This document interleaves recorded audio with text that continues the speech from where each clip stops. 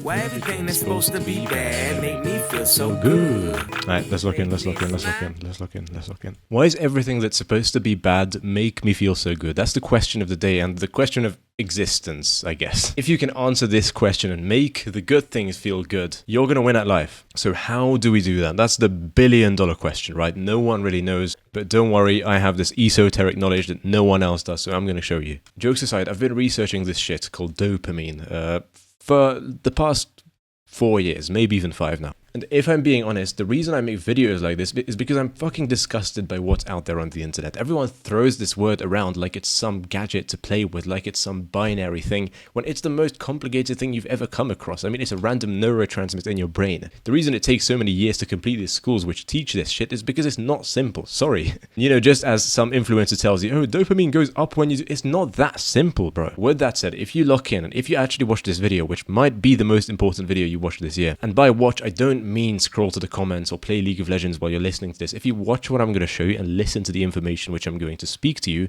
you will be a changed man or woman. Just visualize for me really quick how easy life would be if you could actually make the good things feel good. That's exactly what I hope to achieve for you by the end of this video. So the only piece of information we're born with, which is inside of our DNA, is pretty much the information on how to survive. Naturally, you probably thought of the most obvious part of what survival means, and if you haven't, then you have a clean mind. The most natural and obvious meaning of this word, survival, is, you know, doing the nasty. It's reproduction. That's the type of fuck. This is the information that every living organism is born with. Now, on a more obvious meaning of what survival might mean, it might mean physically surviving, you know, keeping your heart beating, breathing, etc., etc. Not being squashed by your competition in this battle we have here on the planet Earth. Even from your birth, when you're endangered, you want to survive. You have this information within you innately. I mean, it's the most obvious thing. Of course you want to survive. Finally, the last form of this, maybe even on the mental field, we can interpret survival as a thing. This is why it feels so bad when someone challenges a belief you think. Why do you think there's some, like, die-hard Republicans and Democrats, and every single time they argue, like, one part of your thesis is wrong, they feel like they're being murdered? Whenever someone tries to argue against us, it feels like we're losing a part of us, and that's one little part of us, our psyche, our identity, just anything we represent that isn't being passed on. All this to say, literally everything we want, without an exception by the way, everything we want revolves around survival in one way or another. Then you have this little thing, this little neurotransmitter, which is called dopamine. Dopamine is the pursuit hormone. That's the main function of dopamine. It can be synthesized in multiple places in the brain, and it can be released into multiple pathways. Now, we're not going to overwhelm you with a bunch of biological terms. That's not what we're here for. What you need to know is that dopamine is released in your brain when your body wants you to get something. A neurotransmitter basically means it talks to different parts of your brain and modulates the activity within those parts. Now, obviously, through hundreds of thousands of years, through evolution, some ancestors have survived and have successfully passed on their genes, and that's why you and I are here. We possess their genes. And some people have become extinct because, you know, what they were doing, what their brain guided them to do, was not correct. This is a process called natural selection, survival of the fittest, right? Our brains, because we've adopted the DNA of these guys, have been wired to survive. So the information we possess, the things we want, the way we work is good for survival. It's the best it could be for survival. We are wired correctly, and that might come as a surprise because it's like directly contradicting what I said in the beginning. I'm saying that we are already good as we are. That's clearly not the case. Why is that not the case? It's because it's flipped recently. Please lock in. This can be a bit overwhelming, I know, but if you take this video slow and actually really comprehend what I'm about to say here, you're gonna never look at life the same way. Let's imagine an apple. Let's say you're a caveman and you find an apple and you're like, damn, that's a juicy apple, I'm gonna eat it. And you eat it, and you become very, very happy because that apple is a great source of fructose, which is a very fast-absorbing sugar. Your body gets wired to like, you know, sugar, essentially, glucose, fructose, whatever, because sugar is a fast-absorbing material. It gives you energy really fast. This might come as a surprise to you because, you know, sugar is demonized nowadays for good reason, because excess of sugar is quite bad.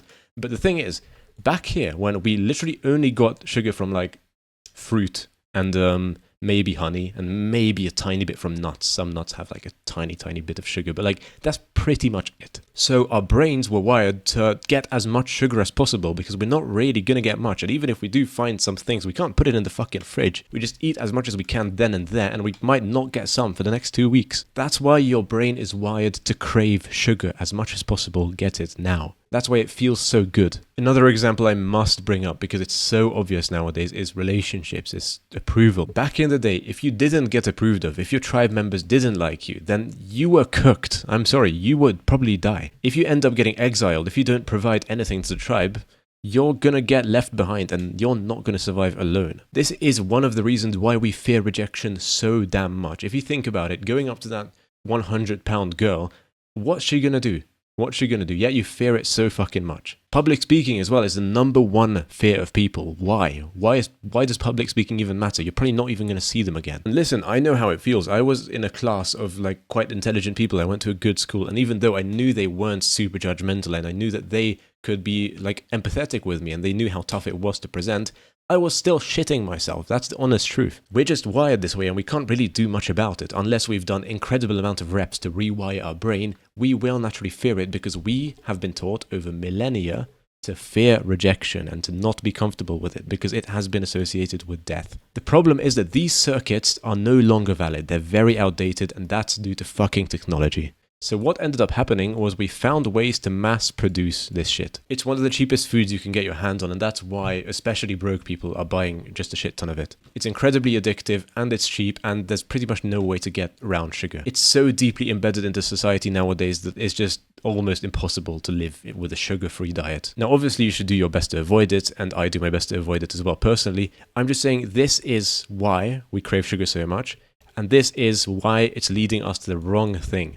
Back in the day, it used to be good. Now it's very obviously not. Social approval. I mean, even nowadays, with the public speaking example, you understand how atrocious our brains got at understanding danger signals. But even if we don't buy into this danger signal thing and public speaking and whatnot, and you know, it's not evolutionary, just think about how social media works in the first place. See these posts on your screen, and the only metric that you have is how liked are you? How much approval can you get for what you show? And then you get the girls to dress in cute bikinis and panties, and, you know, they get approval for that, and they learn that, oh shit, in my next picture, when I'm here and I'm, you know, modestly dressed, and I'm here with my puppy, and I don't get that many likes, it's like, you know, you get fucking 2 likes here, and you get 3.2k here. You're going to be like, wait, I shouldn't do this, and I should do this. And it's just, yeah, it's just degrading society. I'm sorry. To this, you might say that this evolutionary approach is too overwhelming. You know, you can't trace everything back to be exactly like this, to which you're kind of correct. There are a few substances which don't really have these evolutionary explanations, but these also work in a very similar way. So if we just think about how dopamine works, it's stored in these vesicles in your brain, and it's ready to be released at whatever point. And let's say your brain gets triggered. It gets the signal that it wants something, it triggers, it releases dopamine into a certain brain area. That brain area, it's made to be much more active, to, you know, signal to you that you want to get this and you want to achieve something and drive your behavior. And then a process called reuptake continues, which pretty much recycles a bunch of dopamine. It transfers it back to your brain, etc., etc.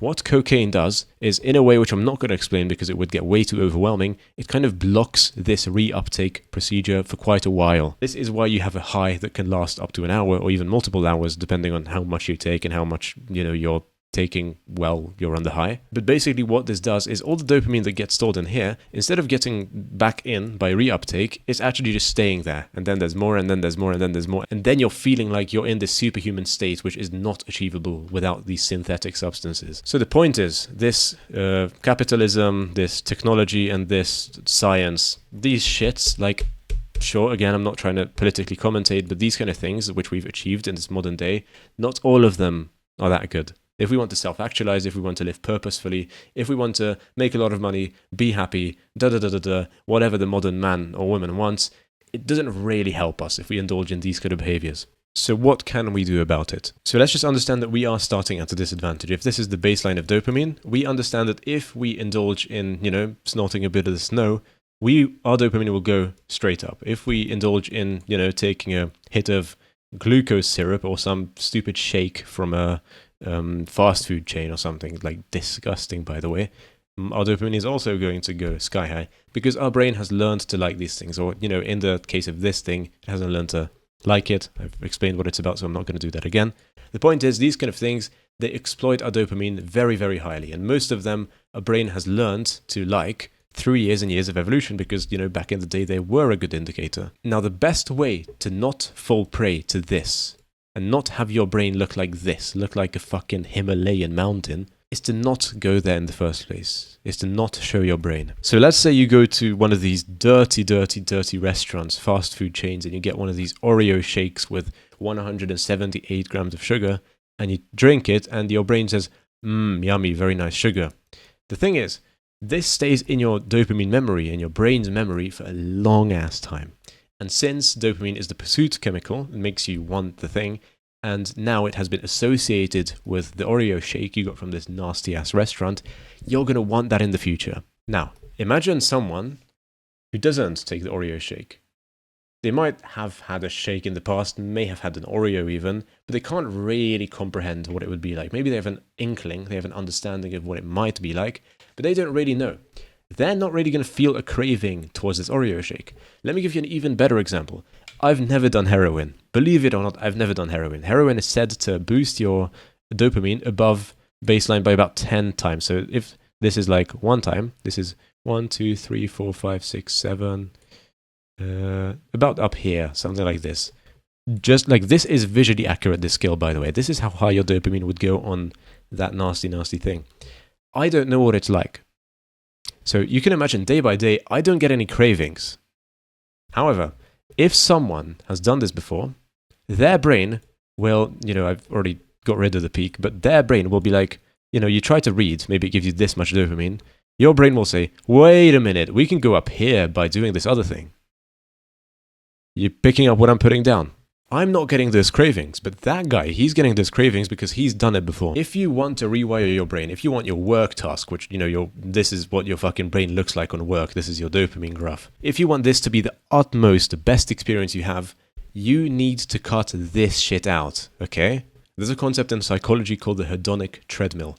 What this pretty much means is, if you were to imagine yourself running on a treadmill, you can go a bit forward and a bit behind, but ultimately you're sitting at the same place and you're going to return to baseline eventually. So realistically, although there are sad and happy people, the difference isn't actually that great. And also what it says is, if there's a homeless person and you give the homeless person a sandwich and you give the rich millionaire businessman a super billion trillion dollar deal, their happiness is pretty much going to sense the same thing. A person can be, moderately happy being broke, and a person can be moderately happy being rich just because they're used to that environment. And most retarded people don't understand this because they live a life like this, where their dopamine goes like that, and they're like, aren't you having fun, bro? When they're literally frying themselves, they're literally making themselves subhuman and unable to work, unable to function in reality. When they see someone like me who regulates the dopamine quite efficiently and I don't do that many, fun stuff, they're like, oh, won't you have any fun? I'm like, bitch, this is fun for me. This is fun. Do you understand? Now, if we want to get into our, psychology bag, the way to actually increase your set point of happiness, because just to quickly reiterate, what the hedonic treadmill says is that you have a baseline of happiness, you can actually move the middle. So your baseline of happiness can be here, it can be here, but the thing is you're going to go maybe behind, maybe in front, you're going to move like this, you're going to move like, you're going to be behind for a while, then in front for a while, and that's it. You can actually move your set point. So your average of happiness, you can slightly move. That's done by doing things like gratitude, aligning yourself to your purpose, having good relationships. The ChatGPT stuff, you already know what the answer is essentially. So for me, as long as I'm doing the shit which I like, which is like reading, playing football with my friends, making money online, making music, and stuff like this, I'm actually happy. Like if I have this dopamine spike, I'm no happier. As a matter of fact, I'm probably more like this. My baseline has been moved back ever so slightly. So that's why I'm actually like, okay, well, of course, when I was trying to get into this lifestyle in the beginning, when my dopamine also looked like this, like the fucking Himalayas or Andes, and I was trying to, remain here and very stable, my brain was screaming at me, man. It was like, come on, do this. It will be so much fun. I'm sorry that I have to be the one to tell you this, but you just got to fucking grow up at some point. You got to realize what's actually valuable to you in life and what you actually want to pursue, and do that. Instead of going to these parties and what the fuck ever. I don't know what you guys do, but whatever whatever gives you the sense of dopamine and isn't pushing you towards your goal, it has to go. Now, a quick caveat is I don't actually live this lifestyle exactly. I still have some things in my day which are considered fun. I still check my Instagram messages once or twice a day, and I'm sure that I get a moderate dopamine spike there. I still play football with my friends, which is for me quite a high dopamine spike because I really enjoy doing that. Not everything that you do is like the devil, and you don't have to cut everything out, but as a rule of thumb, every single thing that goes above work is a negative reference point. So, for example, if you were to look at TikTok at the beginning of the day, and let's say this is work, and let's say this is like, I don't know, eating something sweet.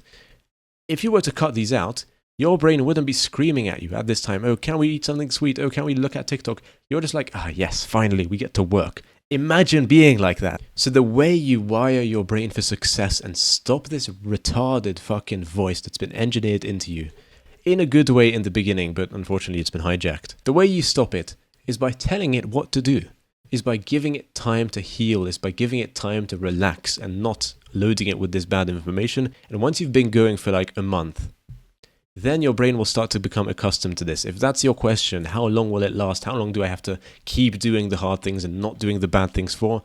It takes at least a month usually. You can imagine if someone was to, be on heroin, and I would have to draw like a much bigger peak than this because even this isn't doing it justice. You can imagine that they would have withdrawal symptoms like crazy. They would not be able to function. Their brain's going to be cooked for months. They just need to lock in and actually not do it for months, which is incredibly hard, I know. But let's say you're not having that level of spikes. You're not that down bad. You're just, using Instagram, doing these kind of bad things, eating unhealthily. After cutting most of those bad habits out, so let's say you have like 5 bad habits, if you cut like, I don't know, let's say 4 of them out, your brain in a month's time will notice. It takes a bit of time, but you will notice. That's why I usually advise people to have a kind of seasonal approach to life. So for example, during the summer, I kind of allow myself to do all of this bad shit, even though it's not the most wholesome kind of Buddhist way to think. I'm a bit of a degenerate sometimes, and I allow myself to do that guilt-free. However, when I'm trying to lock in and when I'm trying to get work done, like in this season of life, I don't allow this. Every time my friends try to give me some nasty things to consume,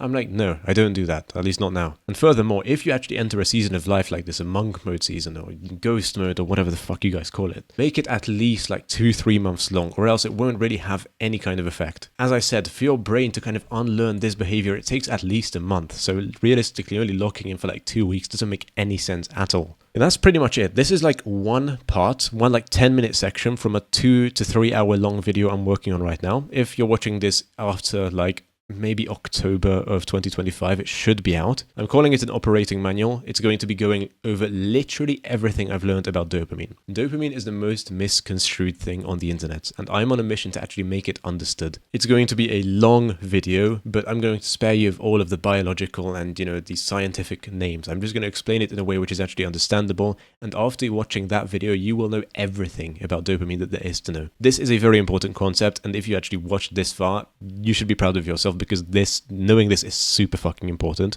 You're already ahead of like 99% of people. But if that has come out, maybe that's a video that you want to click on next. It should be in the description. Goodbye.